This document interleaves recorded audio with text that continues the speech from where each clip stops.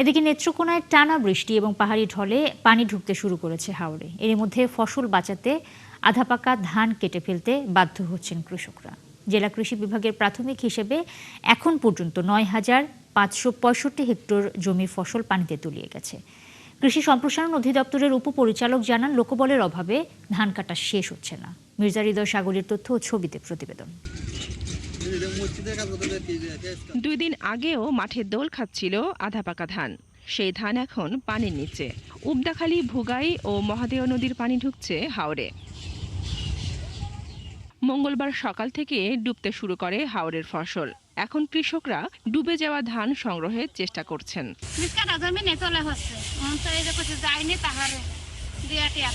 মানে এক রাত থেকে ধান সকালে দেখছি আকার বাসা ছিল, এখন ধান ডুবে যাচ্ছে। অর্ধেক ফাঁকে নাই, যে এখান থেকে ফাঁকছে অর্ধেক ফাঁকে নাই। এখন মনে করেন যে গৃহস্থী কি করবো, পানি ডুবে যেতে থাকা। গত 2 দিনে 6 উপজেলার ৯,৫৬৫ হেক্টর জমির ফসল পানিতে তলিয়ে গেছে।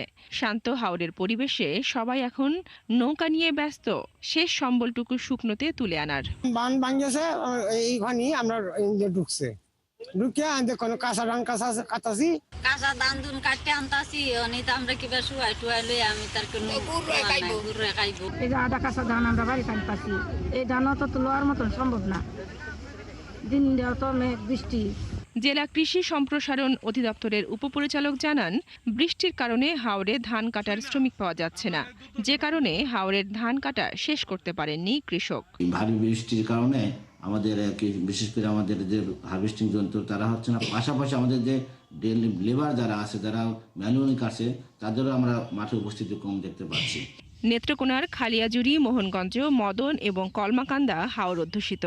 চলতি মৌসুমে ১,৮৫,৫৪৭ হেক্টর জমিতে বোরো আবাদ হয়েছে, যার মধ্যে প্রায় ৪১,০০০ হেক্টর হাওরাঞ্চলে। এখন পর্যন্ত হাওরের ৬৫.৩৯% ধান কাটা হয়েছে।